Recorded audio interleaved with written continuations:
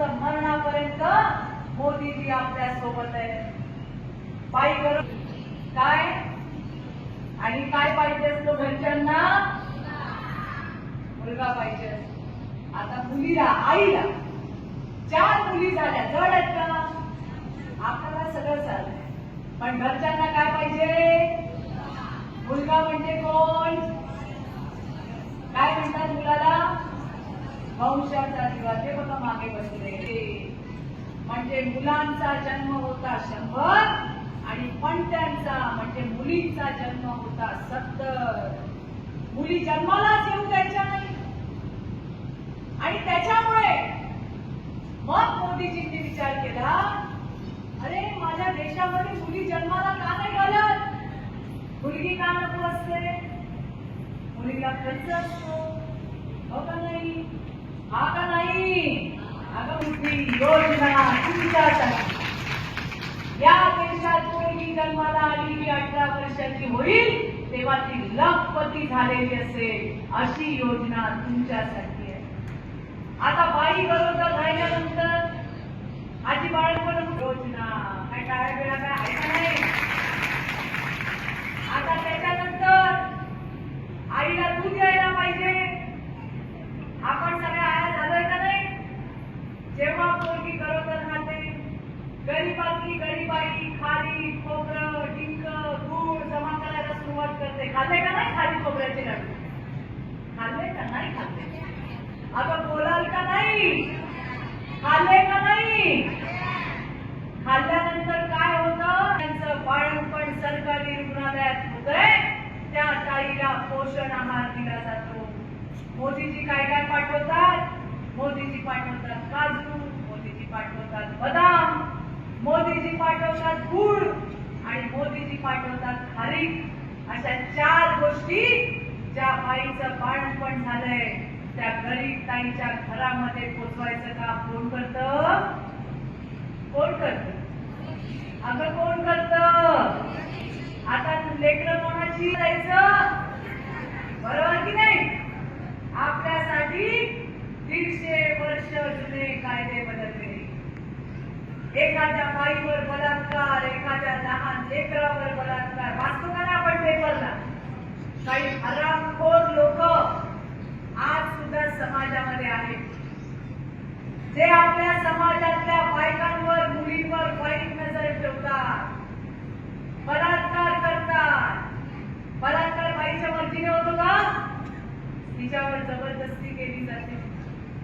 त्या बाईच्या घरावरती विचारा काय परिस्थिती असेल. आणि बलात्कार फक्त त्या बाईच्या शरीरावर होत नाही मैत्रिणींनो, तिच्या परिवारावर होतो, तिच्या संपूर्ण जीवनावर होतो.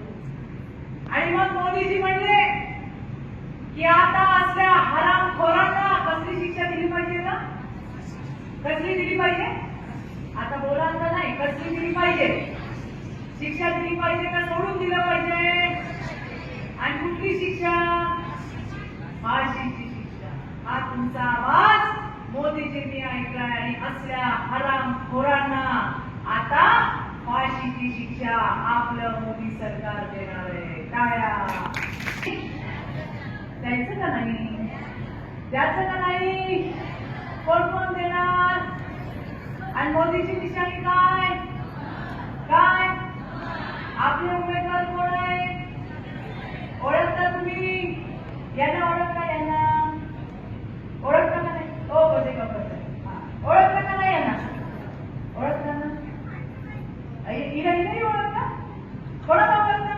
या सगळ्यांना ओळखता तुम्ही? आता आपले प्रतापराव चिखली म्हणजे मोदींचा माणूस, ज्याने आपल्याला संडास दिले, ज्याने आपल्याला रेशन दिलं, ज्याने आपल्याला इंजेक्शन दिलं, ज्याने आपल्याला घर दिलं, ज्याने आपल्याला पाणी दिलं, ज्याने आपल्याला गॅस दिला. अजून काय काय दिलंय? बोट कमी पडतील एवढ्या योजना आहेत. सांग तिला, सांग. मग आता मोदीला वोट नाही द्यायचं तर कुणाला वोट द्यायचं? आणि म्हणून 26 तारखेला आपला उमेदवार, मोदींचा उमेदवार, कमळाचा उमेदवार कोण आहे? कोण आहे? त्यांना द्यायचं का नाही? तुम्हाला मी 2 महत्वाच्या गोष्टी सांगणार आहे. माझं एक काम कराल का? काय सांगणार? हा कुणाचं पण मटण, पण दाब कसलं बटन दाबायचं? अजून एक मंत्र तुम्हाला मी सांगणार आहे. म्हणणार तुम्ही म्हणतच नाही बाबा, जाऊ दे. म्हणू का नको म्हणू? म्हणू का नको?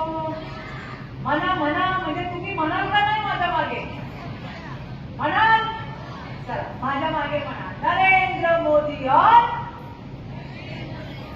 अगं म्हणा ना माझ्या बायांनो, नरेंद्र मोदी और कमल का फूल.